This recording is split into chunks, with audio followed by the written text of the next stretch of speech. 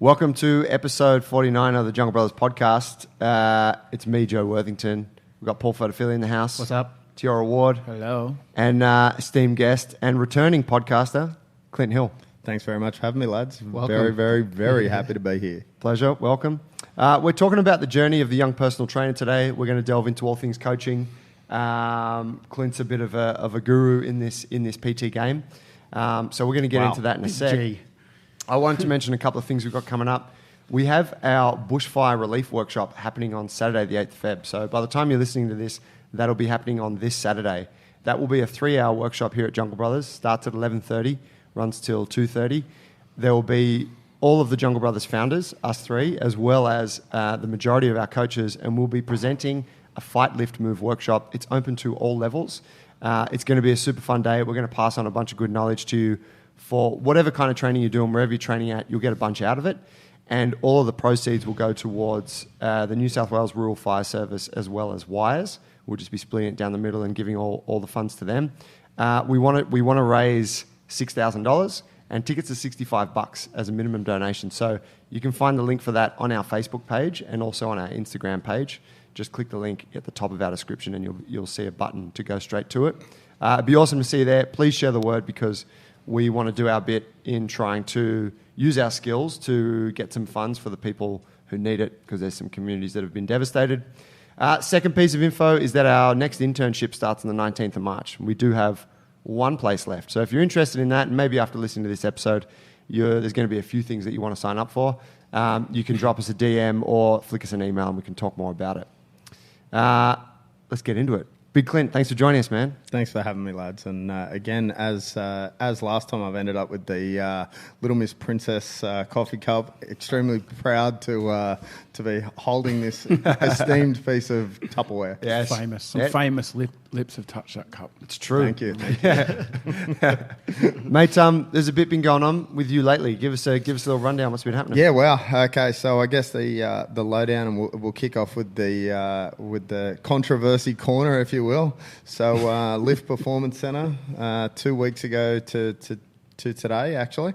Obviously, this podcast will be out on a different date, but just for the record, we got a text message very late one evening letting us know that the doors would be shut. Now, I guess this is an interesting one for me conceptually as the elder statesman in the room, so to speak, but also, it's not my first rodeo. This is definitely not the first gym that I've been involved with that's made some shitty business choices. Done a few little dodgy backhanded deals, and next thing you know, we're locked up, and equipment's being sold off, and whatever else. So, I guess I'll just start with sort of firstly what that means. So Lift is it's a gym in Sure. Redfern. Yeah, Really popular. It's a popular spot. 5 years ago, when it opened, it was for the first 2 years it was open. It was Men's Health Gym of the Year. Oh wow! So, great gym. I trained there a bit in the past. Great Joey's gym. trained there. Look, it's one side of the gym is I would call it gymnastics, bodybuilding, strongman. The other side of the gym is powerlifting and ollie lifting.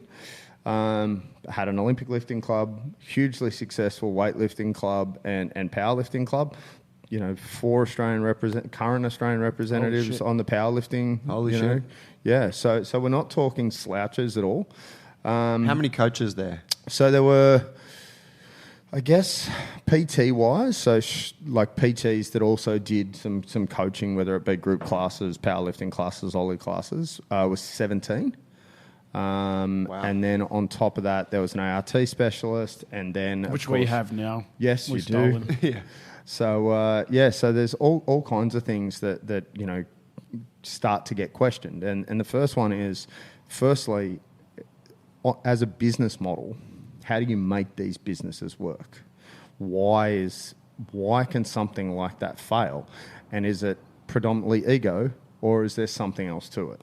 Now, I guess, in this particular case, and look, I'm not going to hold anything back. I'll keep everything very honest and upfront. And I would also say this to the former owner. So there's nothing that will be said here today that I wouldn't say directly to his face. I understand exactly why he did what he did. And I'm sure that he tried absolutely everything that he perceived to be correct right up to the last moment.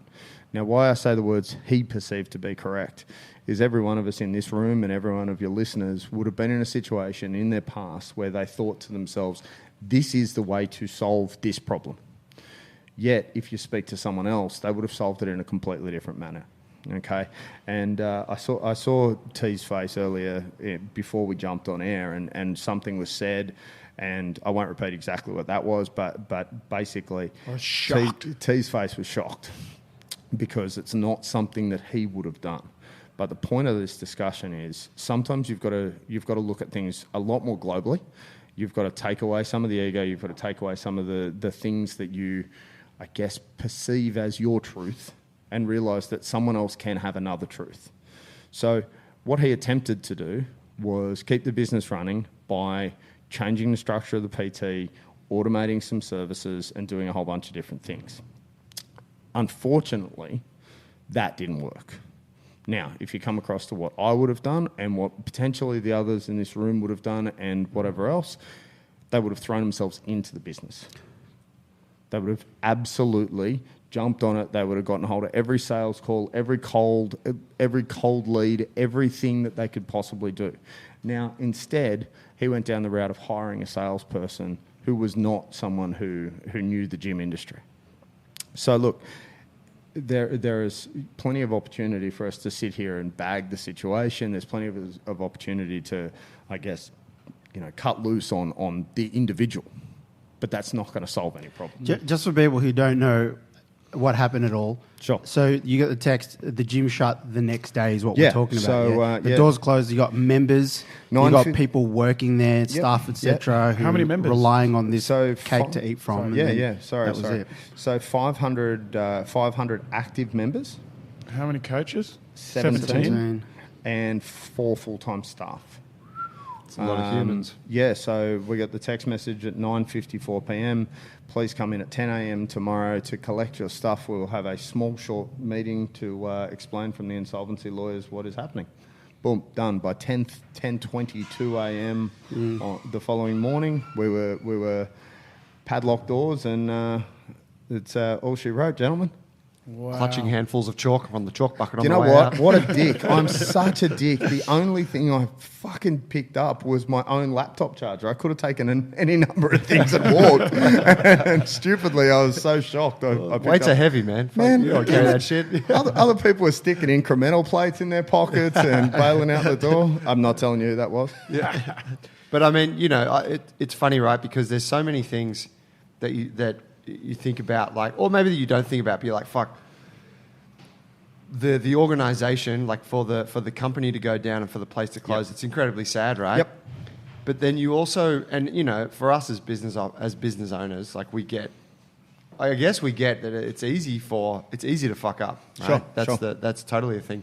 But the thing that irritated me about it, and I say irritated because I know that Lift got a lot of support from the industry because people are like, poor guys, like that was a great gym. They always had the great gear, best intentions and whatever. And there is that side of it. Yep. But it's also that idea that you have like 17 coaches, so 17 people who are putting food on their table because of this organisation and this building. Yep. And then there's writing on the wall early on, right? Yeah. You know that the ship's sinking. And so to run it to the bitter end and then tell people, hey, 12 hours from now, it's all over. Yep. And we're bankrupt. That just seems... It seems dishonest, mean, irresponsible. whatever. Yeah. Yeah, look, and I guess, I kind of pulled... so the following morning, apart from the fact that I basically dragged everyone to the pub at 10:30 a.m., but we'll go into that story in a minute. So basically what happened after the meeting is I got all of the coaches together and I just had a few words and I just said, hey, guys, look, to be fair, all of these other gyms have already reached out to us and said, hey, if you want to bring your clients in, train them for the next month or so for free, it's yours, right? Some of the best gyms in Sydney did that. Fitness Playground, Athletes Authority, just to name a few, right? You guys, of course, 100%. Joey was one of the first people onto me and was like, mate, whatever the fuck you need, right? Now, very simply for me, what that shows is that this really is a much bigger community than most of us really led on to, okay? But the second part of that, and I said this during the discussion, more than 60% of fitness businesses go bankrupt in the first 5 years, okay? So if you look at that as first 5 years? First 5 years, Yeah. 60%. Are we almost clear? Yeah, I was We've wondering. had 5 Christmas parties. Oh, yeah. Yeah. Bam, you're good. Yeah. So, so I think that reduces your risk factor by about 96%. Wow. Okay, so Wow. there you go. Home and host, give yourselves a little pat on the back, lads, okay? When do we but- start paying ourselves? I didn't say anything about that, okay? Yeah, that's at 10 years. But I guess the big thing about that is that what does that actually mean to the industry, and what is wrong with the industry if that is such a high number, right? And mate, it comes down to, and, you know, we were all talking about this off air, you know, I run a mentorship, you guys run an internship, I run a Cert 3, Cert 4 as an RTO. The concept is that doesn't teach you everything you need to know about running a business, right? We try and delve in those parts. But like, for example, you know, the reason I wrote a Cert 3, Cert 4 is because I argued with Fitness Australia because the business model doesn't even tell you how to fucking pay tax. Right. That's terrible. Right? They don't That's talk bullshit. about it. They don't talk about it. It's a fucking 4-page document on how to make sure that, you know, you get an easy debit system correct. Like, for fuck's sakes, you know, we gotta be better than that, right? Like, you know, I don't care. We're all sitting here with no shoes on. We're in a comfy environment. That's what our environment is about. But that doesn't make you a good businessman. Okay. Now, clearly, Cato was running a multi-million-dollar gym, right? And it fucked up. Somewhere along the line, he made a mistake, and he either didn't get the right advice, or realistically, he shouldn't have ever moved out of PT. He should have stayed as Where the he sole was trader. making a lucrative, He was yeah. killing it as a PT, and which is what happens, right? You start killing it as a PT and go, "Fuck, I'm going to open a gym. I've got all this cash. I'm the man." Right? There's a big difference between a sole trader Oh, yeah. and running a business. We found that out the hard way. Yeah, of course. Yeah. Of course. Yeah, totally. And I mean, and it's the fitness industry is kind of the what's the word? It's like it's the classic industry where you get into the job because you have the passion, Yeah. and you do the job, and then you take the next step because the passion's still there, and that's to open a gym. Yep. And then you realize you know fuck all about it. Absolutely. And look, you know, and I say this all the time, but I'll probably never own a gym because my passion is helping coaches help other people. So that's where mine lies, right? You know, I'll probably write a couple of books, I'll probably do some stuff like that, but I don't think I'll ever own a gym. And if I do, it won't need to make money. I'll have so much cash by that point in time that it won't need to make money. That would be the only way that I would be comfortable running it, because the way I would run it wouldn't make fucking money. Yeah.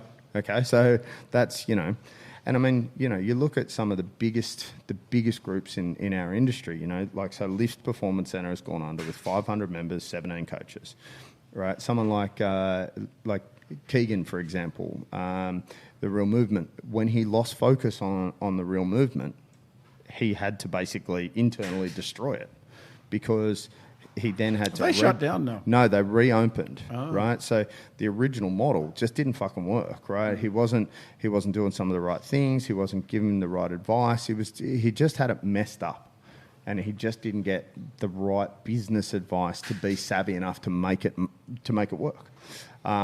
Since then, he's gone back, rebranded, and he's going hard at it again and doing really well. What was the model there? Was it workshops, certification? Yeah, so you paid a certain amount per week, and then the workshops were included. Yep. But the problem was he couldn't keep up to the content that he'd promised to do. Now, we've all, you know, bite off more you can chew and chew like hell, Overpromised right? and underdelivered. 100%, right? Like, and the fitness industry is a killer for overpromising and underdelivering rather than underpromising and over-delivering, Yeah. right? So, and again, you know, as I said a minute ago, one of the big things where I argued with Fitness Australia and why I went in and wrote my own certification in personal training was that the business module was so small that I just looked at it and I said, how the fuck do you expect anyone who does this course to come out and not end up in a shit financial position? You know, like, I've dealt with PTs over the years that hadn't paid tax in 6 years. I dealt with PTs that couldn't get a personal loan for 10 grand. We've dealt with a few who haven't paid taxes for years. Eh? Yeah. And I reckon it's a conspiracy. Hit me. Well, think about this way. Like, if you fill up all the PT jobs with good PTs, and then there's going to be no room for the new wave to come through. So you just send them out. Send out Let shit them ones. fucking Let it happen. Fail. You reckon Just keep that. You reckon Clint's going to get knocked off by the government because of his new course? Mate, I certainly hope so. That would make my life. Seriously, I'd love that. That's a legacy right there. It Okay. supposedly only takes 2 poor decisions to lead you to your demise. Really? Yeah, two poor decisions, and Fuck, I think. I should be dead. Well, it's kind of like one after the other. Ah, okay, right. So you make a poor decision, and then you make a poor decision off the back of that. Yeah, right. And that can end you. Yeah, wow. And that's how close any business is to Failure. To failure. Yeah, right. Okay. So yeah, it's a real tread carefully thing. Look, and I That's think, my job in this business. I'm like the handbrake. Oh my god! These guys are fucking losing Whoa, shit. I'm like, whoa, guys. Let's just be serious. Let's take a step back. Wow. Anyone that knows us Cliff edge. knows. You're a funny guy, T. mate, there's always one in the group, right? But look, I guess the thing with all of this is I believe we've got it wrong. We've got the order wrong. Okay, and again we talked about this a little bit off air. Around your internship and why you created it, and it's really simple for me. You guys are allowing people into that internship at a really low cost buy-in to get into the industry, see what all the moving parts are, and go, right, okay, which part of this are you good at, T? Which part of this are you good at, Joey? And which part of this are you good at, Paulie? Like, it's that give and take model, right? Now, as a sole trader, you've got to wear all the hats, and that's okay because everything rests with you. In a gym or a business scenario, right? There's a whole number of things that have to get done, and if you guys as a collaborative can't do it, you need to outsource one of those roles, and that's sweet. But it's also being smart enough to outsource that role, and that's kind of what I'm attracted to with the internships, the mentorships that are out there. There's that concept around looking at how everything comes together. And somebody actually having an opportunity to see the behind-the-scenes stuff, whether it's marketing, whether it's sales, whether it's, I don't know, how to run a budget. It doesn't matter what the moving part is. But if someone's never stepped foot in a gym before as a trainer, they need to know that part. Because if they don't, then when they do go in and go, oh, fuck, hang on, I didn't think about marketing. I didn't think about social media strategies. Didn't think about sales. Yeah. Like approaching. 100%. Well, how do we even take a fucking payment, right? Yeah. Correct. Like, Correct. there's some simple shit that is just, you just don't think about it when Yeah. you're fresh in the game, do you? Yeah. And look, I mean, even down to, and let's talk about something like payments. Let's use that as a nice, easy example. So for quite a while, I was using Eventbrite for all of my payment structure, right? Like, so if any of the workshops I ran, any of the courses I ran through Eventbrite. Anyway, Wade Farmer, who I do some of my courses with, did the maths and was like, dude, this is bullshit. They're taking this huge chunk out of this. We can go across to RegFox, which is another platform, and we were paying like 10 cents a transaction as opposed to $16.50 per transaction. Wow. Mm-hmm. Right now, that's a lot of money when you're talking. You say Reg Fox? Yeah, RegFox. Write that motherfucker down. regfox.com.au.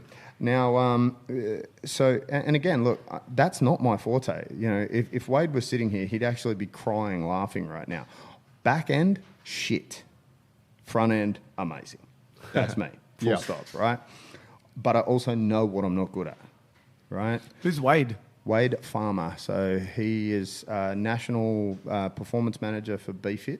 So BFit gyms, I think there's now 7 or 8 of them across Sydney. Taken off. They're taken BFit, off. it's a franchise? Yeah, yes. So group fitness and PT style franchise. Started out of Double Bay, and Wade part owns the Neutral Bay gym. But he's also the national programming and fitness manager or something along those lines, his title is.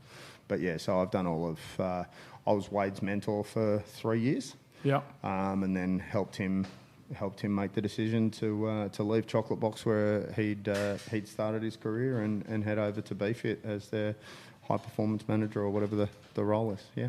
Right. So, man, tell us. Go into then a little bit what so you've mentioned that your course that you've built largely was born out of you just not thinking that the current stuff that was on offer was very good. Yeah. It's we talked about, I guess, over-promising and under-delivering. Well, I think that's what the current Cert 3, Cert 4 does. Okay, the bare-ass minimum of what the Cert 3, Cert 4 is. And strangely enough, I met with one of your members yesterday who's just started doing her Cert 3, Cert 4.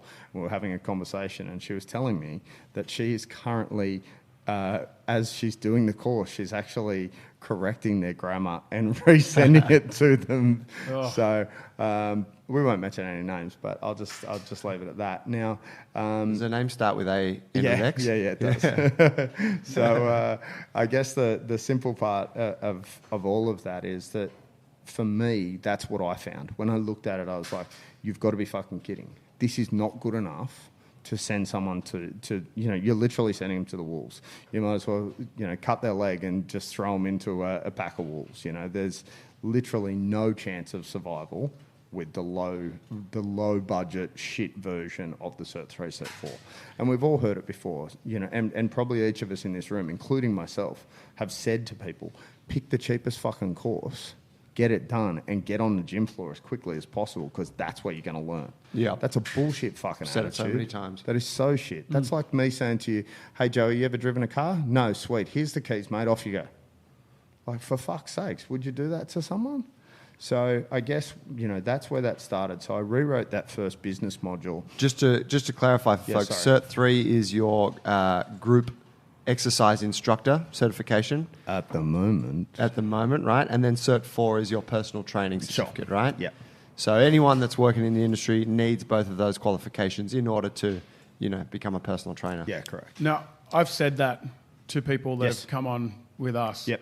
And the reason why I've said that is because the majority of the stuff that they learn in those courses are relevant to our business structure and the model that everything actually, including the way we screen, the way we coach, the way we progress members through the strength training, everything. So I've said that many times, just choose the fastest one and we'll teach you our way. Yeah. So to me, that had been my belief for a long period of time, mate. And when I first sat down and looked at how poor the course was, I couldn't see a reason that I would actually tell someone to do it. So I rewrote the business module first. So now I'm going to get the exact numbers wrong, but I'll to give you some understanding. So the business module at that point was 10 or 12 pages long. And of those 10 or 12 pages, there was something like 16 diagrams that took up about a quarter or a half a page each, right? So there was about 6 pages max of information. As I said, there was no mention of tax, okay? So that's my first red flag, right? So I rewrote the business module the way I believed it should have been written. It was 47 pages long and had 6 diagrams that were less than a quarter of a page each. Now, those diagrams with graphs and tables and whatever else, right? Submitted that to Fitness Australia and they go, oh, they don't need to know that shit. I was like, you fucking spastics. I was like, seriously, think this through. This is terrible, terrible, terrible way to treat people. You want to be in a position that you actually go, okay, come on. What do you want to achieve here? Do you want to be churning out the best quality trainer? Or do you want to be churning out someone who, like we said before, goes through and gets it done the fastest possible way and then goes to the gym floor and probably can't actually coach anyone. Gets chewed up and spat out. Now, you guys run a very different model, but let's just assume, and Joey, we've both been there, right? Let's go to the gym floor at Fitness First. Oh, yeah. You're about to go into, and this is why I use the lamb and wolf analogy, right? Like Bond Street Fitness First, where I was a PTM for a number of years, we had 50 trainers, okay? If I got some kid that had just finished their PT course and threw them in front of 50 trainers, do you think they're ever going to get business? Do you think they're ever going to be able to sell themselves? Do you think they're ever going to not have someone look at them and literally tear them to shreds? What's the churn rate with a gym that size and God love that ya. many? Thank you for asking on this the question. not the membership churn rate, but the PT churn. All right, so I'll run you through all of the simple stats. So firstly, people who buy the course, 50% complete it. Okay? So 100 people buy it, 50 complete it. Just going to run the numbers. Of the 50 that complete it, 25 use it within the first 12 months. Of those 25, 4 last more than 6 months. Holy shit. Fucking racket. So 4% make it past 6 months in the make it past industry. 6 months. Oh, it's a racket. Yeah, absolutely. You know where that? I mean, it's easy to think. Okay, like get into that kind of environment. Sure. It's easy to think. All right, these new trainers coming in, they're competition. You know, I've got to try and close my information off to them. Correct. Keep all my stuff special. Have like a little bit of separation from everyone. Don't share my programming. Don't coach this guy up in the hopes that they disappear. Mm-hmm.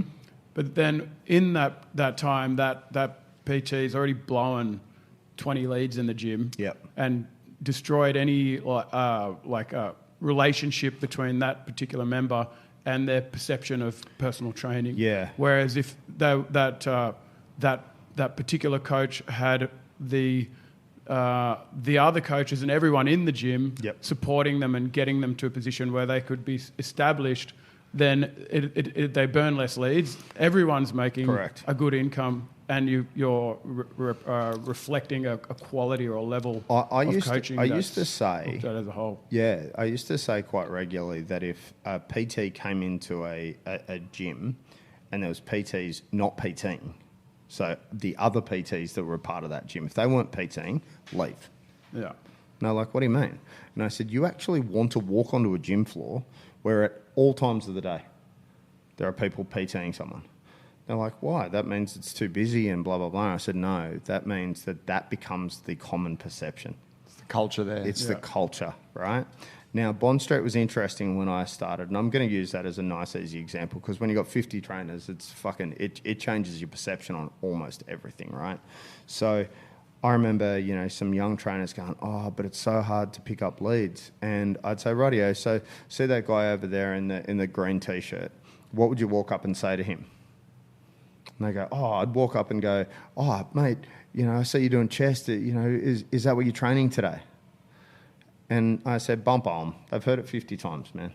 Seriously, every single time a trainer walks up to someone, they repeat the same bullshit sentences. Okay? Personalise it. It's called personal training. Okay?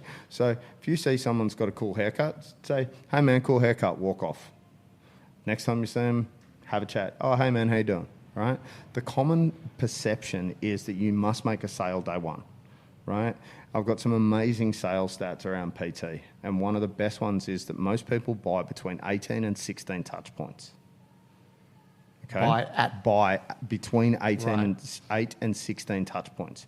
Now, that touch point might be, I walk past Joey in the street and I see Fight Lift Move, and I go, wonder what that is. Walk on. That's point one. Okay? 2 days later, I'm scrolling through Instagram, and I see Fight Lift Move come up again. Boom. Oh, hang on. Okay, I now follow that, and I go and look, and that's Jungle Brothers Gym. Oh, shit, that's around the corner from me. Okay, cool. There's point number 2, right? Point number 3, because they've just looked at that, it then starts to filter into the algorithm.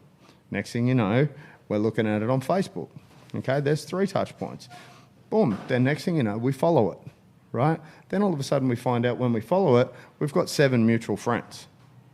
Oh, hang on, blah, blah, blah. So all of a sudden it starts to become part of your mental furniture, right? So between that 8 and 16 touch points, and we don't know any of those points have occurred yet, by the way. Not one of them. As a business, Jungle Brothers Gym does not have any idea that has occurred yet. So that person is up to 4 to 5 touch points before they even hit follow. Now, the next thing that occurs is the fuck up point. And we talked about this 2 seconds ago. There's a very simple philosophy here that 2 decisions can be the difference. Joey's walking down the street here in Botany with his mobile phone in his hand. He's looking down at the screen. That chick who just was about to, she sees the fight lift move coming, but Joey's looking down at his phone screen. Sees him all over Instagram. Sees him all over Instagram. He looks Looks good. great, dude. Looks amazing, Jack, right? She was that He's a keen. bit swole, but he looks good otherwise. Yes. Sees him unfiltered on the Correct. street. Yeah, correct. Oh my God. And then all of a sudden, because he's looking at his phone screen, she goes, "Oh, he's not a good dude." Boom. See you later. Don't you ever look at And your fades phone off on into the fades off street. into the distance. Or, What are the stats on how many times that's happened to me? oh man, Can you tell me? dude, I'll getting check a bit the concerned I'll check the Facebook analytics. I don't have it. I don't have it handy. But the point that I'm trying to make is, right, Joey's walking down the street. Instead of having his phone out, he's smiling. Okay. All of a sudden, said chick smiles and waves. Boom. She goes straight back to her phone, back to the gym, and goes, "You know what? Just going to see what they're like. He looked like a good dude, hot, so therefore I'm in, right?" Thank you. Now, Realistically, the point that of this guy's me up the road, by the way. and it doesn't matter, right? Where The did he point is- steal a Jungle Brothers t-shirt from, she thinks? But that's a coloured joke. That's Oh, not a colour. wow. That was definitely racist. Yeah, that was racist. Yeah, we're best friends. I'm allowed to go there. See, I guess and the point I'm trying to make is, right, like, and we're talking about this with sales, right? We are always selling, Yes. right? And if you're always selling, you never actually have to sell. Right, so if you're automatically in that point where they're looking at your Instagram, they're looking at your social media, they see you walking down the street, they hear you doing some cool shit on your stories, whatever it happens to be, right? Other people around you build that up, and that becomes part of your sales process, because you don't know where that person is in that process, right? Now the second part of it is, and I tell this story all the time as well. The first ever gym I worked in, FitBods Burwood, okay, 1997, okay, God love it. So it was a huge sales culture, this gym. Like it got me to where I am today, right? And the reason that it did is because quite regularly what they did is they talked about what the sales process was for each individual. So what they said at all times, no matter who you spoke to and no matter how that went down, treat that person just the way you want to be treated. So if I know that let's say that Paulie is Likes someone, to be treated like likes shit. to be treated, but he's one of those guys that doesn't have a lot of cash. It doesn't matter, right? Because you don't know what his situation is going to be in 12 months' time. So if I'm always layering that approach, I'm always setting that up for that sale, and Paulie wins the lotto next week, and all of a sudden he goes, "Oh, hey, Clint, I want to do 6 sessions a week with you now because I just won the lotto." Right? You don't know what someone's situation is. Don't make someone's situation what you believe it is. Don't turn it into a story that you've made up. Okay? And I think, as I went through and started looking at all of those factors, these are the things that I wanted to filter into the course. Because these are the things that you wouldn't find in your typical Yeah, you in the don't. cert that you Yeah. yeah. Because for me, this business is about people. It's about communication. It's not just about the piece of paper. Okay, it's about going, "Oh, hey, you're feeling a bit down. Let's talk about some emotional shit at the same time here, right?" Like, it's the business of making people better isn't just about can I fix someone's squat, right? It's about can I make this person's life better? How do I do that? What do I do? How can I help someone? It doesn't have to be lose weight. It doesn't have to be put on weight. It can just be provide them with a community like you guys have done that makes them feel whole. I know so many people that have moved overseas or left this gym for whatever reason that still speak so highly of you guys. Now, how many people do you reckon talk about fitness first in the same manner? Not many. It's what we've got to change, man. I mean, no one leaves that gym feeling particularly happy about the way it went down. Right? Correct, right? Like trying to even get out of your contracts, like stabbing your firstbborn child. Yeah, well, that's the thing. Everyone gets burned on the way out. Correct. So it just leaves you with a bad taste in your mouth. Yeah, doesn't it? yeah. What about the programming part of your course Yep. and like the actual exercise prescription? What's different about it? Look, I think that's actually probably the area that's the closest, to Right. be honest. But I just brand it, like I just, I guess, allow it to grow a little more, right? You know, I don't Section believe on handstands. Correct. Like things like movement prep. Yeah. Okay, things like understanding that just because, you know, just because one person wants to be a swimmer and just because one person wants to be a bodybuilder doesn't mean that they can't do the same exercise. They just need to understand what parts of it need to be changed to reflect each sport, right? So I think the big drama with the current course is that people look at it and think it's a one-size-fits-all. Okay, and you know, the four of us sitting here are very clear on the fact that just because, you know, I want to be a fighter doesn't mean that I can't do a bodybuilding session every now and then. There's nothing wrong with being a bit jacked, you know. But on the flip side of that, there's also, you know, and interestingly enough, there was a really cool post on the Legacy Jiu-Jitsu page yesterday, which is all of the lift trainers training at Legacy. Right. Now, and they just called it a lift reunion. Now, one of the trainers in the background there is Rawdon Dubois. Now, is he training jits? Yeah, he's training jits. Sick. Now, this is Rawdon Dubois, for those of you who don't know, also an excellent podcast called Under the Bar Podcast with Tommy Hewitt. The interesting thing about the big Rawdon is that he is an IFBB judge. So he is IFB Pro League, which is one of the biggest federations in Australia for bodybuilding. Now, this dude is, he's not a small motherfucker. Like, he's got shoulders bigger than my head, right? So watching him do jits is pretty extreme, and, you know, he looks like a beetroot after about 2.5 seconds. But the cool part about that is, right, like, it doesn't mean he can't do it. It just means it's slightly more difficult for him. But the point I'm trying to make is there is no longer this railroaded, one-size-fits-all business model around programming either, right? And CrossFit did one amazing thing, and only one amazing thing, and that is that it opened really up... fast. Yeah, really fast. It opened up our eyes to the fact that the protocols that we were so heavily had ingrained in us, you know, that, you know, 5 sets of 5 was strength. Well, hang on a sec. 5 sets of 5 strength, yeah, sure. But so is 5 sets of 3 and 5 sets of 4 and 5 sets of 6 and shit, 5 sets of 7, for God's sake, you know? So the point is that the lines became a little blurry. Okay, we still had these CrossFitters, and maybe some of them were taking some extra sustenance to get across zone the line. diet, though. The zone diet, that's right, yeah. Maybe a little keto in there at the same time, and away you go. But look, the concept is that there is no longer that hard and fast rule around that. So my programming module makes you look at the whys, makes you look at, has the assessment meant that is why you're programming that way, right? And I think clearly for me, you must understand that there are other ways now.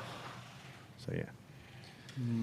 So beyond you touched on like the financial side of it, the tax bit, which is just a really simple thing. It's like if you want to run a business and take your own payments and all that kind of shit, you got to pay tax and you got to understand how it all works. What would be, give me another example or two of components of your course that just don't exist Well, in the other one, or that they do a shit job of. Yeah. Okay. Cool. I guess the two that I'm probably the most proud of. That's probably a better way to answer your question. The two that I'm the most proud of, other than the business module, which I'm really genuinely super proud of, is the periodization stuff. Like the periodization has been something that I'm huge on and have been huge on for years. Right.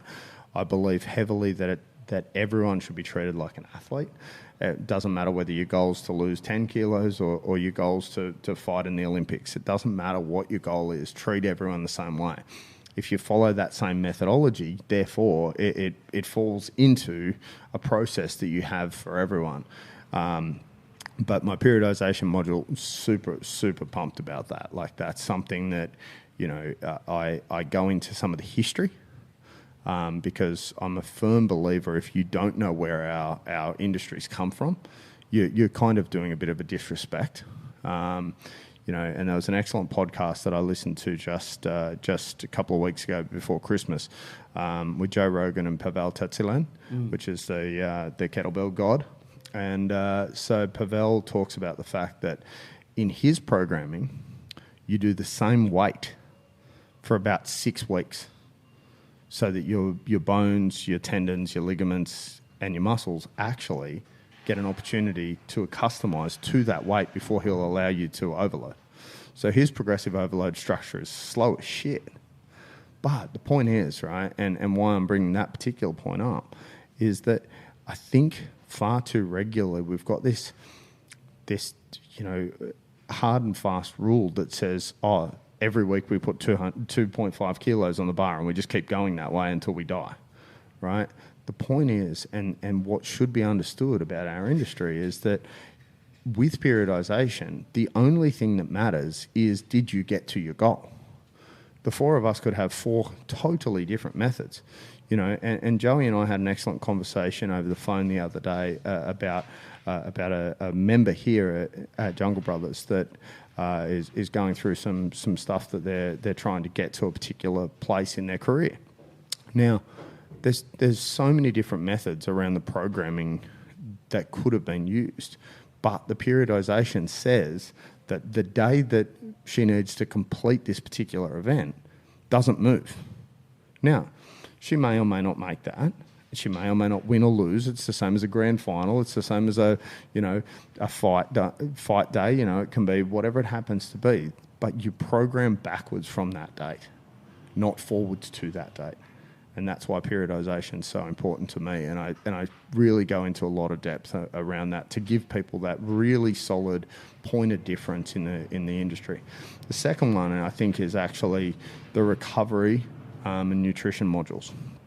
Now, recovery, again, is something that I've preached heavily on for years and years because I honestly think it's the missing link for us. We're all sitting here in Sydney, and whilst it's a lovely city, it's still certainly a city. There's a whole bunch of environmental activities. There's a whole bunch of things that we can't control. We can control our own personal recovery. So if we have to finish work at 7 o'clock one night, come in here late and do an 8 o'clock class, and then the following morning still have to be up at 6, how do we make our recovery the best for us? Or do we just skip that session at 8 o'clock the night before? How do we make those decisions? What methods can we use to actually work out which one is the right choice for us? And I talk to PTs about this all the time because in a proper periodization structure, you would probably miss certain sessions. Like if you're a professional athlete, you just drop a whole session out. You get to week 4 of a heavy lifting program, and all of a sudden you go, okay, well, instead of doing 4 days this week, guys, we're going to do 2, and we're going to cut it down. Well, that'll cut into a PT's bottom line. So therefore, how do we make that work for a PT? Well, we go, okay, we're still going to do the 4 sessions, but one of them is going to be, a full flexibility session. The other one's going to be half an ice bath and half, sauna, whatever it happens to be. It doesn't matter. The point is we need to look at that logistically, truthfully, and with the client's best interests at heart, rather than our own bottom line or our own hip pocket. So, yeah. Well, recovery is also something that we touch on with our coaches in the gym. About how they structure out their day and avoid burnout, because it's a very easy industry to burn out in because you're working these hours that are antisocial in a way.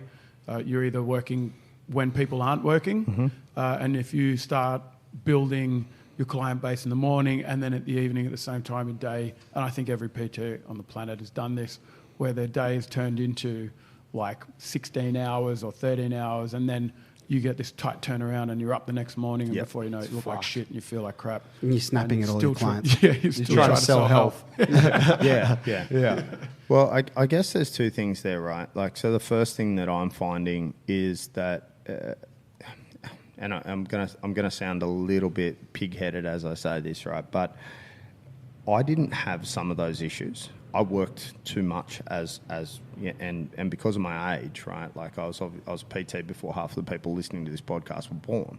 But the point is, right, that I quite regularly had clients at 2 o'clock and 3 o'clock in the afternoon. because I was in the gym finding those people. So I don't give two shits what people say. Oh, I can't find a client. I can't do this, blah, blah, blah. Okay. Obviously, Lift's just shut down. I've now committed to 3 different gyms to work out of, each of them 2 days a week. I'm going to be doing 2 days a week at Lean Performance Centre down in Caringbah, owned by Dean Jamieson. I'm going to be doing 2 days a week at First Grade Fitness in Maroubra, owned by Scott and Aaron Geddes. And then thirdly, I'll be up at Athletes Authority. This is the first time I've dropped that, so that's an interesting one. So I'll be up at Athletes Authority 2 days, owned by Carl McKenna and Lockie Wilmot. Where's that? That's in Artarmon. Okay. Yeah. So basically, That's not the same as Animal Kingdom. no. Animal Kingdom is right on over Northern in Beaches. the Northern Beaches.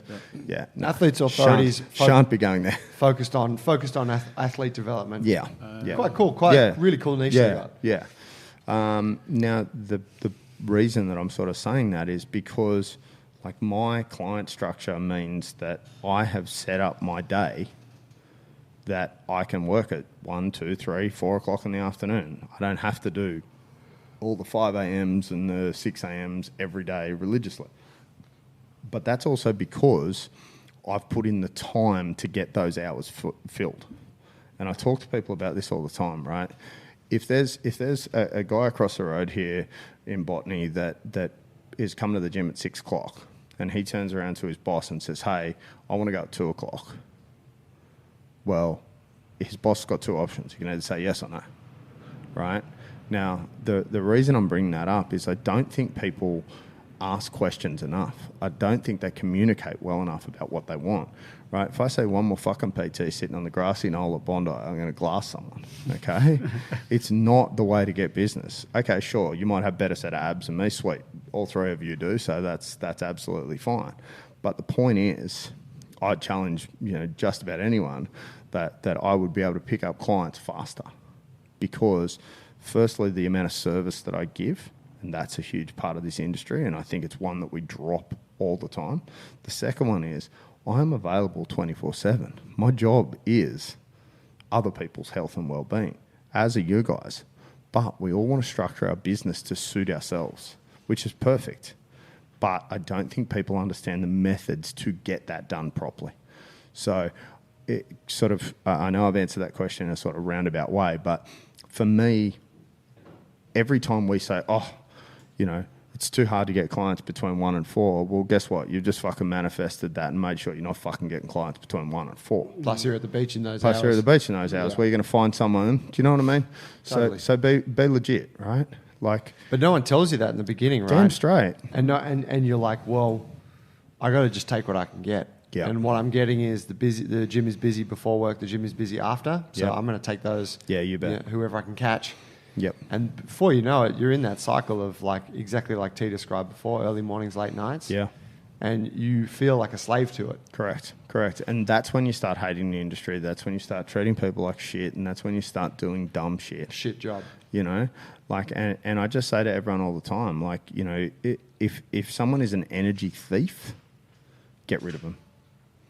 No one is worth that kind of pain, right? I don't care. Sack half of the guys that you're training, or keep them for a little while and then switch people in and out. Okay, be smart about your decisions. You do what you need to do for your business. I just don't think there's enough real talk about that kind of stuff. There's a lot of coaches out there that are calling change the game, and they're doing this and they're doing that and blah blah blah. But I just see some monster fucking egos, and it's all about how hard they can strut and how hard they can tell you that their amazing clients just done a 12-week body transformation and gone from 30% body fat to 3% body fat, or a 250 kilo deadlift in 4 weeks from never lifting before. To me, that's whatever. I don't give 2 shits anymore. It's not about that. It's about the person. It's about making them a better person and getting through whatever the goal is for them. So in your course, I guess you're trying to reveal to people the real talk or the realities of the industry or the ins and outs, the day-to-day stuff that hasn't been shown in courses in the past. Yeah, exactly. And I think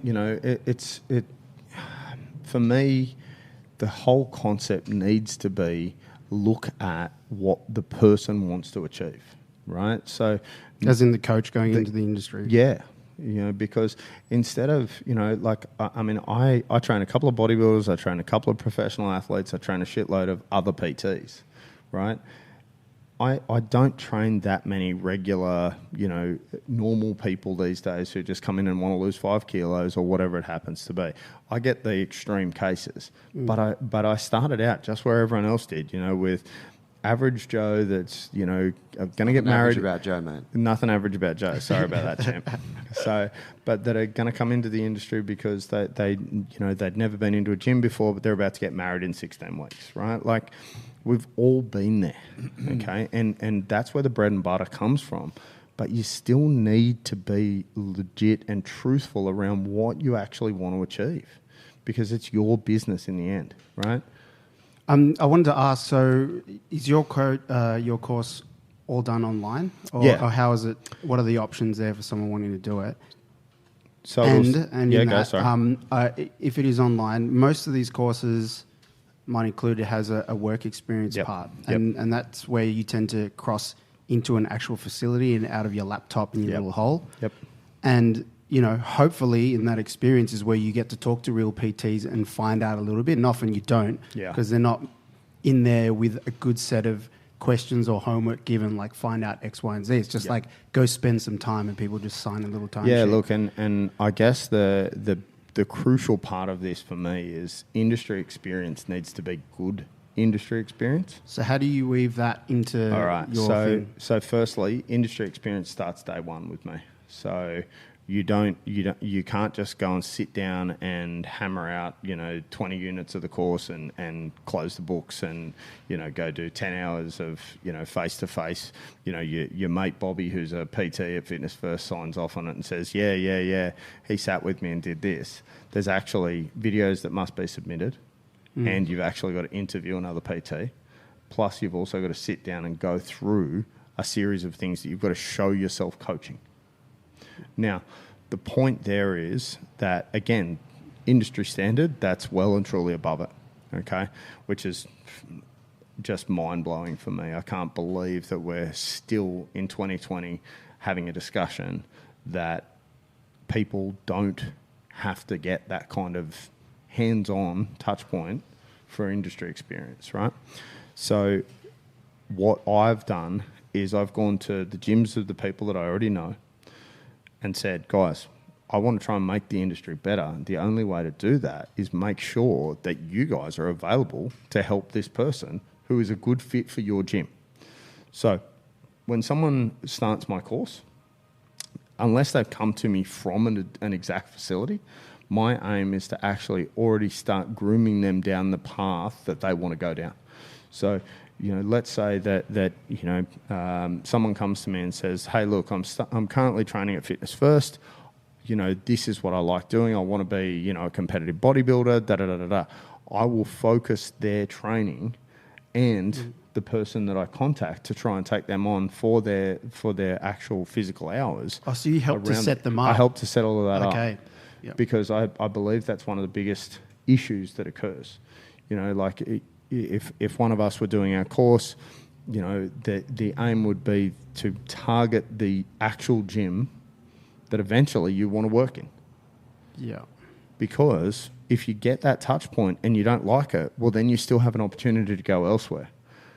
So that's where I think the missing link is. And I've talked to a number of gym owners around the fact that they want a longer time to make a decision, a longer interview process per se, and we talked about that a little bit, with you guys, with the methodology around your internship.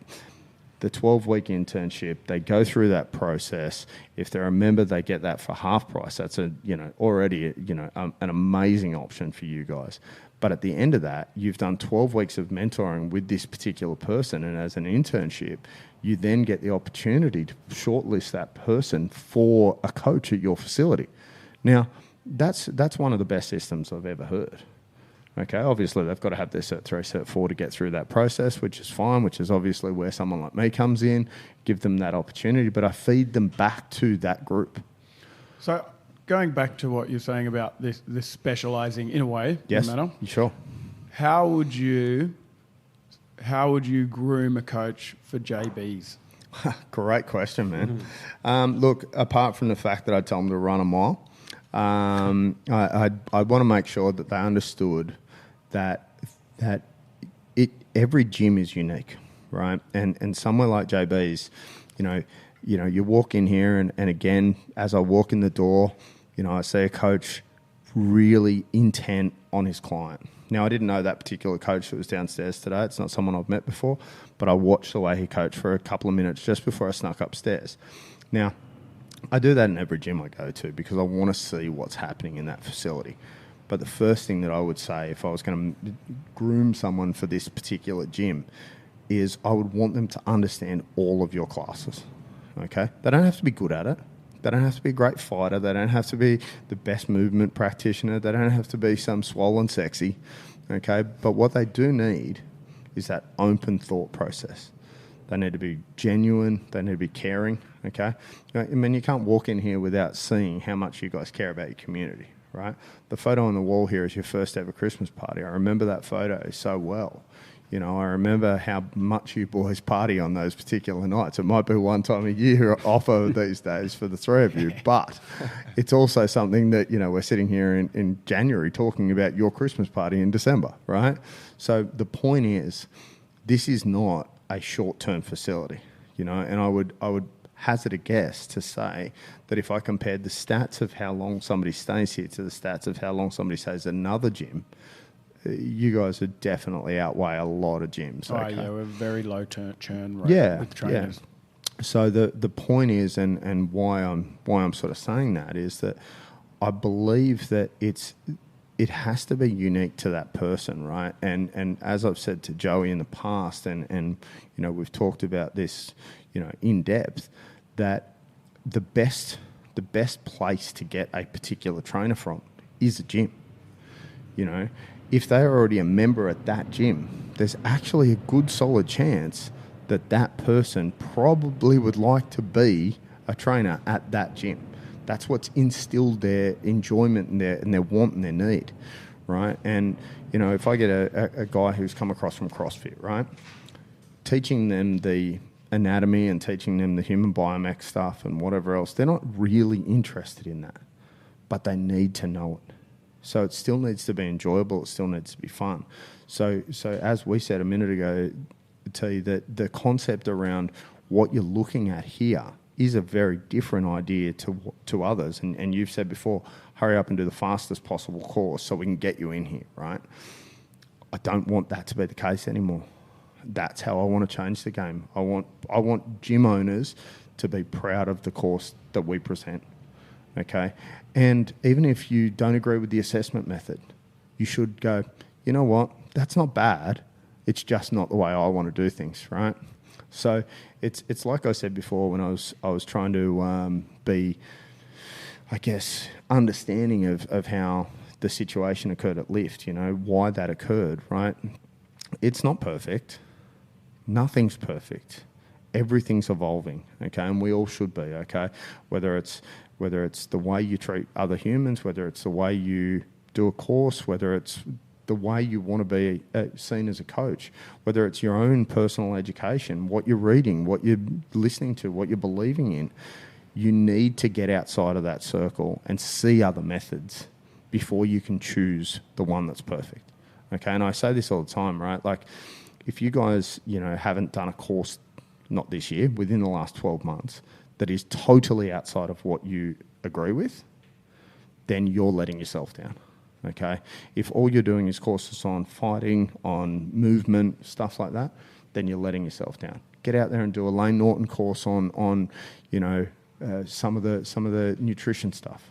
Do something different. Challenge your beliefs, because there is so much to learn if we cross over into the other side.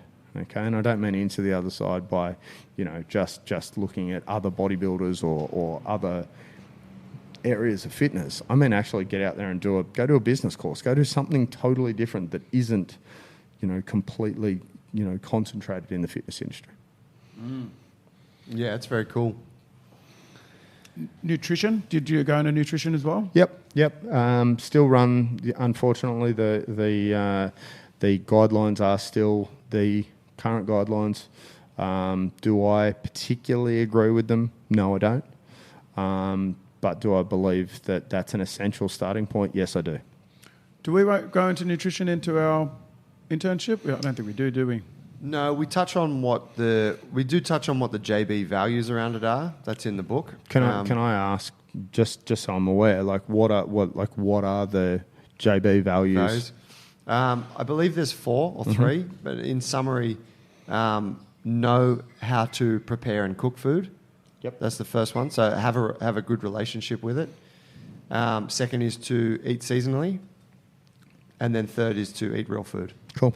So they're very broad, but they kind of they reflect the values of God, I wish we could eat seasonally in Australia perfectly. right. But sustainability. That was where I was saying before about the issue with living in a city, right? Like, fuck me. I walked in middle of winter this year and bought 2 mangoes and was like, fuck, what am I doing? Yeah, that's why'd I do that? Yeah. What am I doing? Well, you got to be diligent. I was right? that excited to see a mango, I have to be honest. But point is, right? Yeah, you got to. I mean, that's part of the education piece, right? Because you're going to go to shops that are going to offer you everything. Hell yeah. But if and obviously we all make that mistake. Of course. But if you can go home and go, oh, fuck, I shouldn't have bought those mangoes, then all right, you're a step closer. Correct. Because you're like, all right, next time I'm going to buy whatever's in season at winter, I'm going to stick to And some. you're also aware that it's not mango season because a lot of people don't fucking know. No, think about it. Know. Well, no, Start but looking up mate, Mexican dishes. I don't that think require I shit don't we think don't grow. people. Yeah, exactly. I don't think people younger than me would actually almost remember what seasonal foods are, right? Because I just think Sophie's looking at me a bit I just perplexed right now. Yeah, like and look, I am no nutrition god or to any stretch of the imagination. I fucking hate the nutrition discussion. I think it's shit. Because it's I don't believe in mastering all trades, right? Like I go to a dietitian for that advice, not the other way around, right? And I've chosen the people that I go to for nutrition advice, right? I send my athletes to Peter Carriage. I send a lot of other people to people like Ficker Nutrition and places like that, because for me, the concept is, mate, there's so much out there that's, I mean, I can't even keep up with the research in strength and conditioning, let alone. The nutrition thing is a fucking mess. Oh, it's a total mess. Like if man. you start trying to get some clarity on it, Yep. it's tough. Oh, hell yeah. But I guess that's why our values are, that's what we see as important. Within that, you can do what you want. You know, if veganism works for you, if you like the paleo thing, you have the latitude to play with all those approaches. But ultimately, you can still stick to those values which we believe are important. It'd be great one day if we could get rid of some of those labels, though, hey? Yes. That's probably where I fall. Yeah, right. In terms of that, like that name, Yeah. vegan or keto or whatever it is. Yeah. Yeah. I mean, I'd love to just run with sustainability, Yeah. and whatever sustainability looks like for you is cool. Yeah.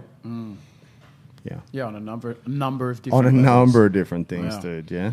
That's like, even down to, one of the things that I'm trying to do now, and just so you know, this is a little bit on the out there side, I'm now using a particular type of plastic bag that I take to the butcher and get them to put the meat in the same bag that has already been used once before. Then I wash the bag out That's cool. and take it I back. love this conversation. Now, Right. for me, that's because what occurred is all of a sudden, a couple of months ago, I was standing there, and this is only a couple of months ago, dude. So, like, I'm not reinventing the wheel here.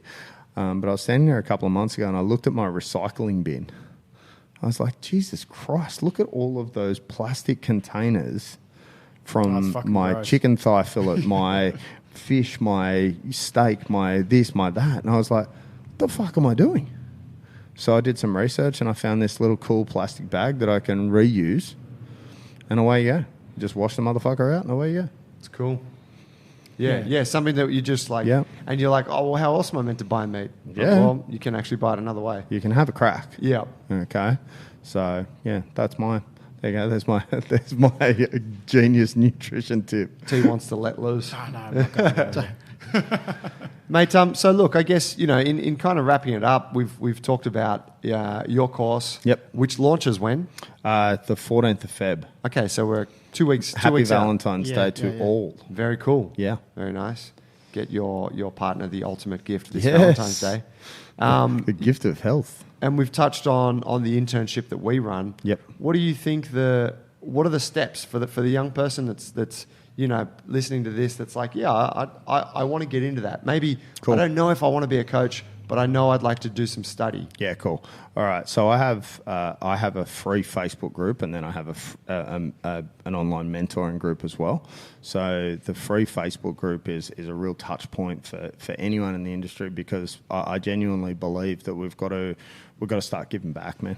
Okay, and the free idea is just so that people can start to listen, and that's what podcasts are all about. That's what everything, that you can borrow books, you can do this, you can do that. I don't care what area it is that you're interested in. There's places out there. Now, my first piece of advice there is do not believe everything for gospel, okay?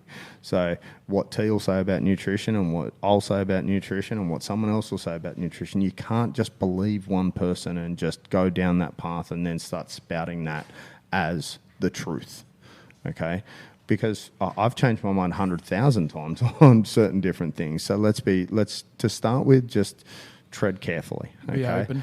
Be open, yeah, at all times, okay?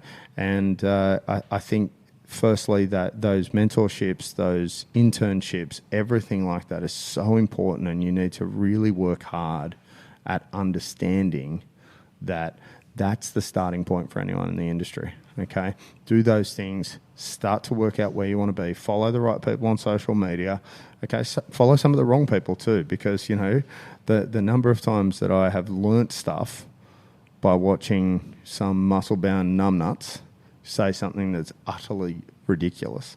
I watched a squat technique workshop on Instagram TV the other day, where the particular coach just talked about, how good he is and how amazing he is at, teaching, some huge dude who's, ridiculously strong. I'm not going to mention any names, but read between the lines. Exactly, how to squat. This dude was already squatting 300 kilos before he got a hold of him. So guess what, motherfucker? He was already strong, okay? You didn't teach him how to squat. You didn't change the world. You didn't reinvent the wheel, okay? So I think genuinely, if you can remember some of those things and just think about it a little bit more logically at certain points in time, but then get involved with plenty of internships, plenty of mentorships, jump online. There's so many free resources now for young trainers. Start your journey. I like that. And I think further to that is, like you were saying before, in terms of identifying a place you want to work at, or somewhere that has a culture that resonates with you, Yeah. ask those people if they can teach you. Like, ask them what they have on offer, right? So if they hear this and they're like, Clint sounds like a cool guy, looked at his Instagram, yeah, he's a dude. Ask what he can do for you. Likewise for JB's. There's a lot of different gyms out there, right? And a lot of different people doing cool things. Quick selfie shot. Reach out and see what they can do for you, because I guess having a mentor, and this goes back to when I started as a PT and you were my PT manager. So for that, what was that, year and a half or so? Yeah, year and a half, yeah. Something like that. You'd remember that too. Yeah. You were a mentor to me, and it's very influential, being able to spend time with the people that you think have something to teach you, Yeah. and that you respect. But see, sometimes that's also like, and think about this, and I guess this is the big one for me. There's two different types of mentors, right? There's your mentor that you pay for. You sit down, you get an hour of their time or 2 hours of their time, whatever the case may be. And there's the guy that you sit down with and you buy a coffee, or the girl, whatever the case is, right? You need both, right? Because you need people just to shoot the shit with, and then you need serious... I've written down these 12 questions. You send them across to some, guru in the States. Whatever it happens to be, don't angle it as only one type, okay? Because you'll end up speaking the same bullshit as that person, and it's not bullshit. I don't mean it like that, but you just end up regurgitating the same information. you've got to have mates that you sit down with. You know, David Boyle is one of my strongest mentors and influencers in the industry. He's one of the best strength and conditioning coaches. He's a member of the ASCA board and you know, God in my world, you know. And Boyley, very simply, was one of the first ever S&Cs that I worked for. Since then, he's employed me on 3 different occasions in three different sporting teams, right? But I never paid him a cent. He was the guy that that's probably a lie. I probably bought him plenty of beer over the years. Ken Sinker Corona, the big man. But that's what I mean. Like, that's a different type of mentor than someone that I've gone and sat down and bought 10 sessions off and had a religious weekly catch up with that person and ploughed them for their knowledge. So I definitely, I would say to everyone out there, you should have both.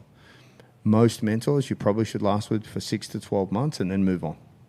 Nice. And ask that mentor who they would go to next. Yeah, right. Right? We're all part of the same industry, guys. Like, if we start communicating better and start looking after one another better, we're just going to get better. Nice, man. Cool. I like it. Oh, sorry. No, after you. Oh, no, I was going to close it up there. I've just got one last question. Love it. Rise Foundation Australia. thank you. You got a hat. You got a short. You got shorts. Yep. Tell us about it. Yeah, okay. So I mentioned this on the last podcast as well. So Rise is very close to my heart. We do mental health workshops. I'm on the board of directors. The company's owned by a good friend of mine, Ben Higgs. I met Ben. Yes, you have. I met Ben 2 weeks ago when I did my first surf lesson. Yes. Yeah, we had a good chat down the beach, actually. So, so Higgsy's bipolar, and he started Rise because a couple of his mates had taken their own lives over the years, and the first major event that the Rise Foundation did is walk from Gold Coast to Sydney, because one afternoon in a little bipolar episode, Ben was sitting on his couch, and he stood up and walked out of the house. And his wife said, "Ben, where are you going?" He goes, "I'm going to Queensland." So in a bipolar experience, he was about to stand up in his garage, probably not far from here, just in Botany, and he was about to get up and with no shoes on and head off and walk off to Queensland from Botany. So I guess that's where that started. So eventually, he did the walk. Yeah, he did the walk. Did the walk. Yep. So six of them ended up doing the walk, back from Gold Coast to Sydney, raising awareness, but also raising funds to fund the mental health first aid course, which is now a huge part of our organisation. Awareness is great, and obviously we're all very aware of where things are in the mental health space, but understanding what to do next. So that mental health first aid course is a big one for our organisation. Yes, but also for a gym. Oh, Because, huge! If you've got and I've had this encounter many times when somebody's trying to make a difference or making a change, it's actually a really good time to have some tools to be able to either help that person move on to someone more specialised or just create a space that's going to help them get better. When I did the first mental health first aid course, I was actually very blown away. Like, I mean, Higgsy's a charismatic motherfucker. Like, he's, got a tattoo on the top of his head that says "War Inside My Head." Like, this is a different beast. He suffered, and he hates me using the word suffered. He said he has depression, anxiety, and whatever else. He doesn't believe you suffer from a mental health. He believes it's much the same as a sickness. You just have it. Okay. And the concept is that realistically, we all come across this every day in the gym. So this kind of behaviour goes hand in hand. Like, we would love to get to the point where every trainer and every gym has to have their mental health first aid training, because no different to first aid, this probably actually comes into play more often. Yeah. If you're running a good gym. Correct. And I'm sure you boys have seen it, and I'm sure a lot of your listeners would. And look, I mean, hand on heart, like, I'm sure we've each suffered a little bit, in our own way, whether it's having a bad day, having a bad week, whatever the case may be. So just understanding that's a big thing. And look, I mean, I'm very pleased you asked that question. And again, you know, it comes back to the sales thing, right? Like, so I'm sitting here with a pair of Rise board shorts and a Rise hat. So we didn't speak about this off air, so he just saw those and decided to question it, right? But And I had that's my a touch point. on There the you beach. go. Luckily, you weren't looking at your phone at the time. Damn straight. eh? So, but look, guys, thanks heaps for everything, and I guess just a really quick little wrap up for me. If to all of your listeners out there, you know, please jump on, get part of my Facebook group, the free group or the paid one. I don't care, guys. Jump on, you know, get involved. There is a special JB's discount for my course, which obviously if you email the boys or contact me, you know, that's there and available to you. But the other big part is here, you know, I really want to make sure that you really understand the value of these kind of internships. There are very few gyms that run internships, and none as good as what I've seen through the JB's boys. We were just chatting off air, and one of the things that was said is that one of the coaches that did the last internship is just about to go into full-time employment here. I think that's a massive credit to you guys, and again, it's also why, you know, I continue to want to be a guest on this podcast, and I'm really proud to be associated with you, lads. So thank you. Thank you, man. That's man. lovely. Yeah, it means a lot. Thanks for listening, guys. That was episode 49 with the big man Clint Hill. If you know someone that would benefit from listening to that, maybe they're a young coach, maybe they're an old coach, maybe they just want to, you know more about it, please share it with them. Quick reminder, we've got our bushfire relief workshop happening this Saturday, 11:30 till 2:30. It's open to all. It's going to be an epic day. We're raising funds to help communities in need, so please come down and attend, and you're going to walk away with a bunch of fight, lift, move goodness. If you want to know about the internship, please get in touch. And a shout out to Panavol Cafe for providing the coffee that we were drinking today. It's been a couple of weeks since we recorded, so we haven't been sipping the delicious nectar, so it's nice to be back in action. Thanks, guys. We'll catch you next week. Cheers, fellas. Thank you.